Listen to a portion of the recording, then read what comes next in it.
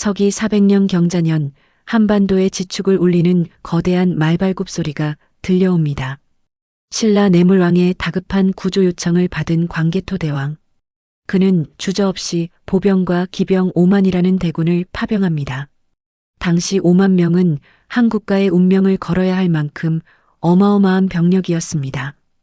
도대체 왕은 왜 신라 구원에 이토록 진심이었을까요? 단순히 도와주기 위해서였을까요?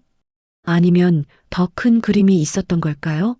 오늘 대민설 광개토대왕 2부에서는 고구려 철기병이 신라와 가야 그리고 왜를 휩쓸어버린 그 전설적인 경자년 대원정의 현장으로 들어갑니다. 고구려군이 남쪽으로 진격합니다. 그 선두에는 고구려의 최정예 부대, 바로 계마무사가 있었습니다. 사람만 갑옷을 입은 게 아닙니다. 말에게도 철갑을 입힌 현대의 탱크와 같은 중장 기병이었습니다. 당시 왜나 가야의 병사들은 가죽 갑옷이나 입고 있던 시절 온몸을 강철로 두른 고구려 기병의 돌격은 공포 그 자체였을 겁니다. 화살을 쏘아도 튕겨나가고 창으로 찔러도 뚫리지 않는 불사조 같은 군대. 광개토대왕은 이 압도적인 무력을 앞세워 거침없이 남하합니다. 고구려군이 신라의 수도 설화벌경주에 도착했을 때 상황은 절망적이었습니다. 광개토대왕 능비에는 당시 상황을 이렇게 묘사합니다. 외인이 나라에 가득 차 성을 부수고 있었다. 신라군은 이미 괴멸 직전이었죠. 하지만 고구려군이 도착하자 전세는 순식간에 뒤집힙니다. 5만의 대군이 들이닥치자 왜군은 싸울 엄두조차 내지 못하고 혼비백산하여 도망치기 시작합니다. 그야말로 파죽지세. 고구려군은 도망치는 왜의 뒤를 쫓아 남쪽으로, 더 남쪽으로 추격합니다. 그런데 여러분, 여기서 중요한 역사적 전환점이 발생합니다. 도망치던 왜군이 숨어든 곳은 바로 낙동강 하류, 당시 가야 연맹의 맹주였던 금관가야였습니다. 백제, 가야, 왜는 사실상 고구려와 신라를 견제하기 위한 동맹 관계였기 때문이죠. 광개토대왕은 멈추지 않았습니다. 도망치는 적을 끝까지 섬멸하라. 고구려군은 낙동강을 건너 금관가야의 성인 종발성까지 밀고 들어갑니다.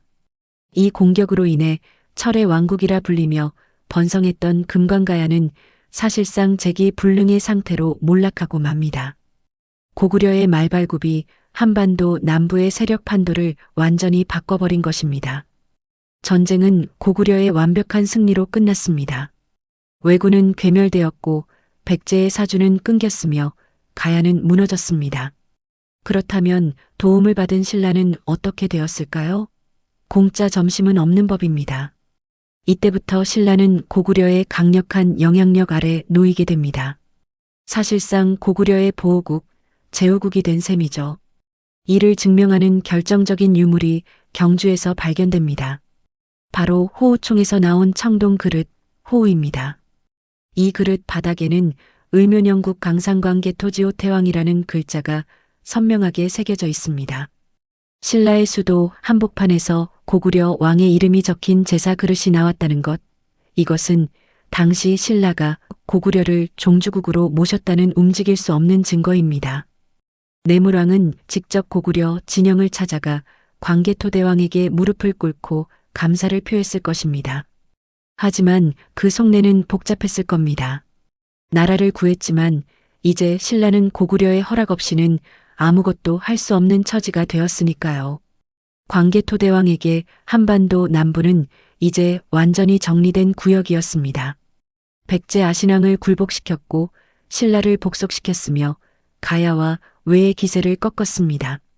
이제 그의 시선은 더 이상 남쪽을 향하지 않습니다. 그의 등 뒤 북쪽의 광활한 대륙이 그를 기다리고 있었기 때문입니다. 남쪽을 평정한 10대 후반과 20대 초반의 젊은 정복자. 이제 그는 북쪽의 거대 제국 모용씨의 후연과 운명을 건 대결을 준비합니다. 만주 벌판의 진정한 주인을 가리는 싸움, 그리고 우리가 기억하는 광활한 고구려 영토의 완성. 과연 광개토대왕은 중국의 거센 도전을 어떻게 물리쳤을까요? 다음 시간 광개토대왕 삼부 대륙의 지배자, 요동을 삼키다 편에서 그 가슴 벅찬 승리의 역사를 전해드리겠습니다. 지금까지 대민설이었습니다.